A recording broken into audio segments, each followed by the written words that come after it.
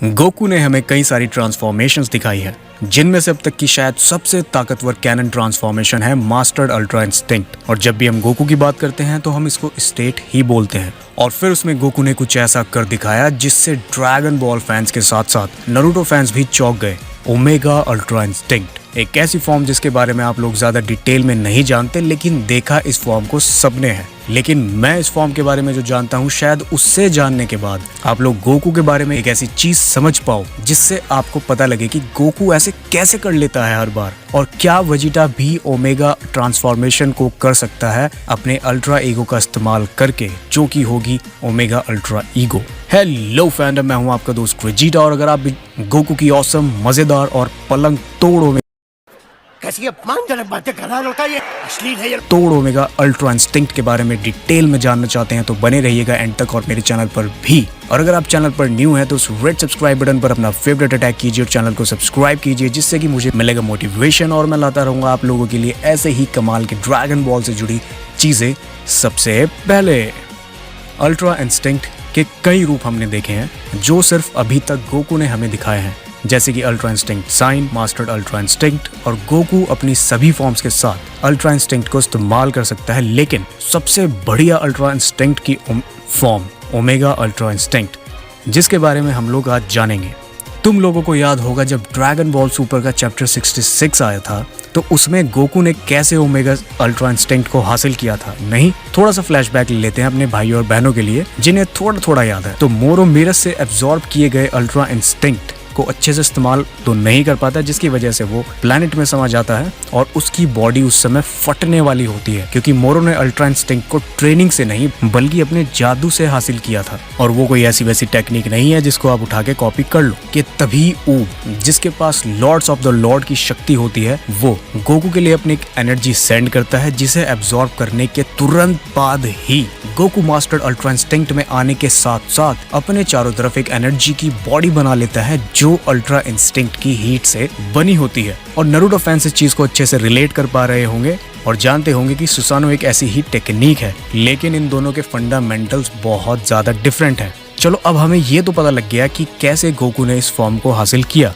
और उस फॉर्म को हासिल करने का मकसद था कि मोरो का साइज बहुत बड़ा था, तो इस डिवाइन एनर्जी की वजह से जो ऊब ने उसको सेंड करी थी, तो उसने उसको अल्ट्रा इंस्टिंक्ट के साथ मिक्स कर दिया और आउटपुट हम लोगों के सामने है। लेकिन क्या गोकू इस फॉर्म में बहुत ज्यादा ताकतवर है, या सिर्फ बड़ा होना ही इस फॉर्म की खासियत है, या फिर बड़ा होना ही इसकी खासियत है, मतलब फॉर्म के बड़े होने की? तो सबसे पहले इस फॉर्म को मेंटेन करना ही बहुत ज्यादा खतरनाक है और थका देने वाला है, क्योंकि गोकू को मास्टर्ड अल्ट्रा इंस्टिंक्ट में होने के साथ साथ अपनी बॉडी से इतनी हीट को रिलीज करना पड़ता है कि वो अपने चारों तरफ एक विशाल रूप बना सके। और इस चीज से एक अमेजिंग बात ये भी पता चलती है कि गोकू चाहे तो इसी टेक्निक का इस्तेमाल करके क्लोन्स भी बना सकता है, और साथ ही साथ ओमेगा अल्ट्रा इंस्टिंक्ट का साइज बड़ा या छोटा भी कर सकता है, क्योंकि इन दी एंड इस हीट को कंट्रोल तो गोकू ही कर रहा है, तो वो उसको एज अ क्लोन भी यूज कर सकता है और उसको बड़ा या छोटा भी कर सकता है अपने अपोनेंट के मुताबिक। लेकिन इस फॉर्म को सिर्फ तभी इस्तेमाल करने का फायदा है जब सामने वाला अपोनेंट साइज में बहुत बड़ा हो, या कोई बहुत बड़ा बीम अटैक हो जिसे गोकू अपनी नॉर्मल फॉर्म में अच्छे से टैकल ना कर पाए, तो उसको इस फॉर्म में थोड़ा सा बेनिफिट मिल जाएगा।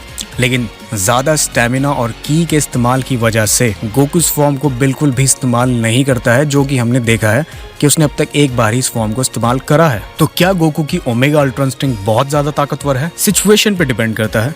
अगर सामने वाला फाइटर बहुत बड़ा नहीं है या फिर बहुत तगड़े तगड़े बीम अटैक्स नहीं कर रहा है, जिसके लिए गोकू को बड़ा होना ज्यादा इंपॉर्टेंट है, या फिर गोकू को अपने पीछे कुछ ऐसी चीज छुपानी है जिसे गोकू सिर्फ अपने साइज को बढ़ाकर ही कर सके, तो ये फॉर्म बड़ी तगड़ी होने वाली है। लेकिन गोकू के ऊपर जो उसका इफेक्ट पड़ेगा बाद में वो बहुत ज्यादा होगा। लेकिन गोकू को अगर इस फॉर्म का इस्तेमाल ना ही करना पड़े तो ठीक है, लेकिन गोकू इस फॉर्म को इस्तेमाल करके हल्क जैसा भी बन सकता है, वो बहुत ज्यादा तबाही कर सकता है। स्टैमिना की बात तो फिर बाद में रह जाएगी, क्योंकि जब गोकू सीरियस हो जाता है तो चीजें आपको पता है बहुत जल्दी पलट जाती हैं। बाकी क्या वेजिटा अपनी अल्ट्रा ईगो फॉर्म में ऐसा कर सकता है? क्योंकि उसके लिए ये फॉर्म बड़े कमाल की होगी, गोकू से भी ज्यादा, जैसे मैंने आप लोगों को पहले भी बताया था। वैसे वेजिटा फैंस को अब तक समझ भी आ गया होगा कि मैं ऐसा क्यों कह रहा हूँ, कि क्यों वेजिटा के लिए ओमेगा अल्ट्रा ईगो इतनी ज्यादा बढ़िया हो सकती है। लेकिन जो लोग इस पर एक अलग से वीडियो देखना चाहते हैं वो लोग मुझे इंस्टा पर मैसेज कर सकते हैं और इस वीडियो के नीचे कमेंट भी, जिससे कि मुझे पता लगे कि आप लोगों को ये वीडियो सीरियसली चाहिए, ना कि सिर्फ टाइम पास के लिए। और आजकल बहुत सारे भाई लोग इंस्टा पर मेरे से बात करते हैं और मुझे बहुत अच्छा लगता है कि आप लोग इतना सपोर्ट करते हो। बाकी यहाँ तक वीडियो देख ली,